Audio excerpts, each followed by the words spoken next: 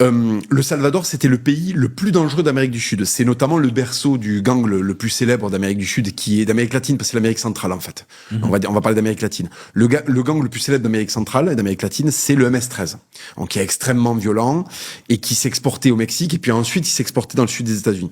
D'accord? Donc, ce sont des gens qui violent, c'est des trafics de prostitution, c'est des drames, c'est des... Oui, c'est... Parce qu'en fait, il faut comprendre que de la drogue découle, tu sais, 1 million de problèmes. On va pas revenir dessus, il faudrait faire toute une émission dessus. Mais les mères qui prennent du crack avec des enfants qui meurent de faim parce que leurs mères les ont pas nourris, c'est dramatique. Dans les communautés afro-américaines, d'ailleurs, c'est très destructeur. Et d'ailleurs, juste au passage, c'est pour ça qu'il y a beaucoup d'Américains, des Afro-Américains qui ont voté pour Trump, parce qu'en fait, on leur a présenté le truc sous un autre angle. Non, quand la police ne tire pas sur des gangs, c'est pas uniquement juste la surface, ils tirent sur des noirs, ils tirent sur des gens qui vendent de la drogue à la communauté noire, qui finit par avoir des enfants qui meurent de faim parce que leurs darons sont sous crack et qu'elles se réveillent trop tard pour donner du lait au bébé, tu vois. Bon. Nayib Bukele, donc, il prend un pays qui est explosé. En 5 ans, il fait construire des prisons.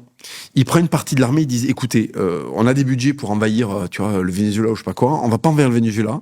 On va mettre les loustiques en prison, en fait. Et il va y avoir des postes qui vont se créer où t'as un fusil d'assaut, une cagoule, et t'es devant des gens qui purgent une peine de prison. C'est les fonctionnaires qu'on aime. Hein. Oui, et pas de CGT là-dedans, les mecs comme leur travail, tu vois. Ouais. Il a mis 1/18 de sa population en prison. Voilà. En fait, il y a des mecs qui sont arrivés. Mais moi, j'ai juste... Oui. C'est quoi ça? Un petit tatouage? T'as une larme ici? Prison. Voilà. Il y a des mecs qui sont allés en prison parce qu'il y avait une larme tatouée. Ouais, mais je suis fan de gangsta rap, c'est pas grave, tu vas en prison. C'est suffisant.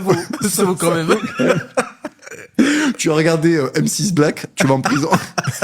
Tu as regardé 13 TV, tu vas en prison. Paf. Tu as des Timberland, tu vas en prison. Un baggy fils de pute. Ton pantalon est oversize, tu vas en prison. T'as vu le boxeur qui a combattu en baggy? Timberland, il a gagné. Il a gagné, ça m'a explosé. Il m'a rendu du rêve. Ouais, moi aussi, il m'a régalé. Il m'a régalé. Et donc, si tu veux, il a fait ça, je suis désolé, j'essaie d'aller vite. Il a fait ça. Et en fait, c'est réglé. Et après, t'as l'autre grand exemple que j'ai beaucoup promu, c'est Duterte. Ouais.